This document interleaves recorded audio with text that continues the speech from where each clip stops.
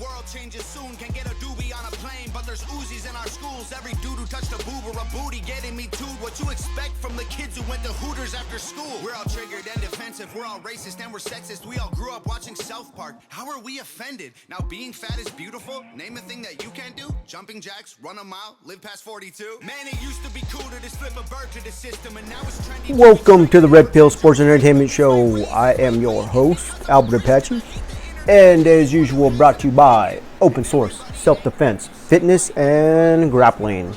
Okay, guys, let's go ahead and get into the show. But before we do, please like, subscribe, and make sure you comment down below whether you agree or disagree. Trying to get to that 1,000 subscribers so we can start going live, guys. All right, let's go ahead and get into it. So, this past weekend, one of my favorite fighters suffered a very devastating defeat in the UFC. That would be Donald Cowboy Cerroni. Now, a lot of people are talking about the fact that Cowboy needs to think about retirement. And if I were Cowboy's friend, if he reached out to me, the advice I would give Cowboy is also to retire. But I don't want to talk about it from the cherry picking or the easy way to look at his career right now, right? Because the easy thing, the lazy way to do an analysis here would be to basically point to his last five defeats. Gaethje, Conor, Pettis, kinda, that was a decision. Kind of felt like that could have gone either way. Ferguson, and most recently against Morano. Okay, that would be the very easy way to look at this and say, okay, you know, that's that. He should retire. Or you could point to the fact that he hasn't had a win in over 2 years. That would, again, be very lazy, the easy way to make an analysis. And then you could maybe even go ahead and talk about his age 38, getting close to 40. And again, lazy way of analysis. And then you could look at his career and say, well, the guy's been fighting since 2006. You're talking about 15 years of very, very active fighting career. I mean, Cowboy Cerroni has done a ton of fighting, and it would be easy to point to that.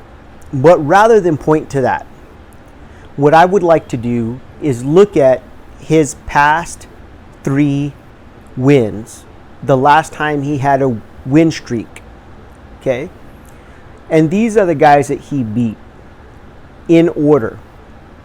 First, he beat Mike Perry, then he beat Alex Hernandez, and lastly, his last win was against El Iaquinta. Now, let's analyze those 3 fighters, okay? First off, the only relatively young or new face to the UFC out of those 3 guys would be Alex Hernandez.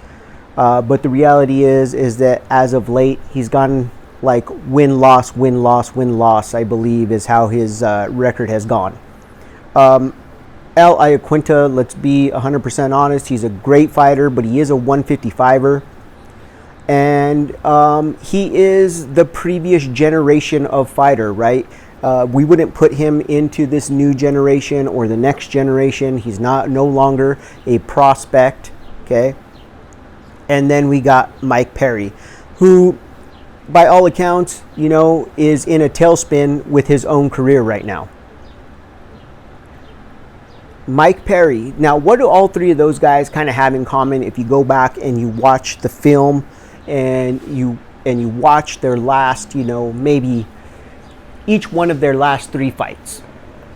El Iaquinta, Mike Perry, and Alex Hernandez. What you're going to notice is that essentially they are the exact same fighters that they have been for quite a few years now. And if there's one thing that we know about MMA is that you must evolve or you will be eaten up in this sport. Unfortunately for Cowboy Cerroni, he seems to have the same problem right now. Cowboy has very good wrestling. an amazing ground game, an amazing offensive guard. His kickboxing, his Muay Thai skills are very good offensively. Defensively, I would say that he has the same problem that he's had his entire career, which is it seems as though he can get caught up in being a bit stiff and not really moving his head off the center line very well. That's what leaves him open for the right hands. They talked about it during the commentary, and essentially that's what happened to Donald. Now, he usually does a really good job slipping off to the outside and shooting underneath the right hand if he is prepared to move. The problem with Donald Cowboy Cerroni, in my personal opinion, and the reason why I would advise Donald Cowboy Cerroni, should he come to me for advice to retire, is I would say the following. If you're no longer looking for a championship, you have nothing left to prove. You had a 15-year long successful career. You fought guys at the highest level. You beat some of the guys at the highest level. And you have nothing left to prove. The money at this point is not worth your health. And you are getting older. That would lead me into my next point with Donald Cowboy Cerroni and say, look, the reality is 155 is going to be a tough division for you. Number one, it's going to be tough to continue to make the weight at age 38. It's going to be tough because the guys at 155 are getting quicker and stronger at that weight class, which means that you're more likely to get hit. And then my last piece of advice is that, Cowboy, if you're going to continue to fight, you probably need 6 months to 9 months off, and you need to revamp your game. See, the problem with Donald Cowboy Cerroni's game is it really has not evolved. Well, it is a spectacular game. The reality is there's too much film on Cowboy. People know what he likes to do. They know the combinations he likes to throw. They understand how he fights. Okay? Donald doesn't necessarily look for takedowns or wrestling unless he's pressured and a guy comes headhunting. Okay? He doesn't look for it. He likes to strike. And that's all fine and well. But even his striking is predictable for Cowboy Cerroni. In other words, when was the last time we saw Cowboy throw something that surprised us as an audience, as fans, that we were like, wow, we would have never seen that coming? It's very, very similar to John Jones, right? John Jones, when he started out, as fans, we watched John Jones and we saw some things and we went, wow, we've never seen anybody do that in the cage. What is he going to do next time? Now you watch John Jones fight, and pretty much his last 5 fights or so, he's throwing pretty much a certain set of techniques, fighting in a very defined kind of style. In my opinion, this is what does in most fighters.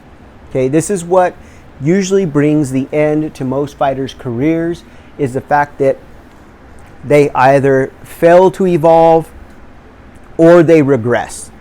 For instance, with Conor McGregor, I would say his overall game has regressed. He's become more stiff and he's become more boxing, striking centric, and he doesn't wrestle and he doesn't do jiu-jitsu in a way that or even kickbox in a way that reminds you of his old karate kind of stance, his own karate kind of style.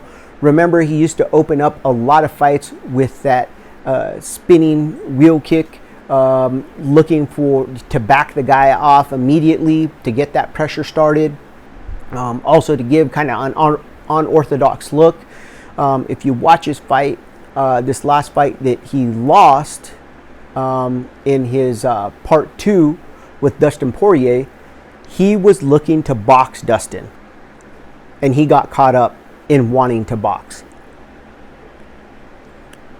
Dustin, to his credit, fought a much more well-rounded fight. So, all in all, I would talk to Cowboy if I was his friend, and I would say, Cowboy, look, man, you've had an amazing career. You have nothing left to prove. You've fought at the highest level for 15 years, and the reality is you're getting up in age. I personally would like to see Cowboy Cerroni try his hand at some more competitive jiu-jitsu tournaments if he still has the itch to compete. A little less brain trauma there. Maybe go to straight kickboxing matches or something like that if he still has to compete. But I really feel that in MMA, I really feel like his career, he needs to wrap it up. I mean, I really have always liked Donald, and I've been a fan of his since I don't even remember how long ago. I think it was 2006, 2007 when I became a fan of Cowboy Cerroni. I actually watched him on an old program that used to be on Spike TV. I believe it was the Tap Out program, when Tap Out was essentially trying to build their brand, and they had their own TV show, and they would go out and they'd find prospects, and they would take them on their bus and take them to their fight and decide if they were going to offer them a sponsorship or not. And I remember Mask, that was when Mask was still with us, and that was the first time I saw Cowboy Cerroni, and I remember really liking what I saw out of him. I remember he had those trunks that he would fight with for the longest time that were old and dirty. I believe his grandmother made them for him. And, you know, he would not fight without those trunks. So, you know, it's been a long road for Cowboy, but it really is time for him to wrap it up. And, you know, I know it's tough. I know it's hard. You know, most people have a hard time walking away if they love the line of work that they're in. But there does come a time to wrap it up. Maybe he could do some exhibitions. Maybe he does some all-star type of fights. Something like that. Maybe he goes into coaching, but you know, it's time for Donald to wrap it up and you know, walk away and ride off into the sunset. Maybe he takes one more fight, like I said, in 9 months, 10 months, after he's revamped his game and he has some things that are, you know, new and fresh, right off on a win. But essentially, I don't want to see Donald become a gatekeeper. I think he's better than that. He does not need to be fighting as a gatekeeper for, you know, a couple tens of thousands of dollars per card. He really needs to walk away, I think. Otherwise, I just see the UFC keeping him around as a legacy, as a draw, as a gatekeeper for young prospects coming in, and I think he deserves better than that. All right, guys, that's what I got. Remember, please like, subscribe, comment down below, and check it out. I'd really appreciate it if you shared the video, man. I'm going to try and break down some of the grappling we saw in this past card as well. It's just really hard to get the filming done, so hopefully we'll get that out this week. If not, it'll be coming at some point in time. We'll get around to some more stuff that's been going on with the Houston Texans as the weeks goes on, and the Deshaun Watson case, because we've talked a ton about that and what that means for the Texans. So, remember, be practical, be purposeful, get fit with a purpose, guys. To the system, and now it's trendy to be triggered and pretend you're a victim. It's my race, it's my weight, it's because I'm a Christian. I hate the internet and anyone who has an opinion. And everybody angry if you say white. Okay, fine. Pass me the brush and I'll paint my face to the shades right. Let's talk about abortion. Sorry, tell me how this works. Bacteria is life on Mars, but a heartbeat isn't life on Earth? Weird. Y'all so stupid. Why are y'all so stupid?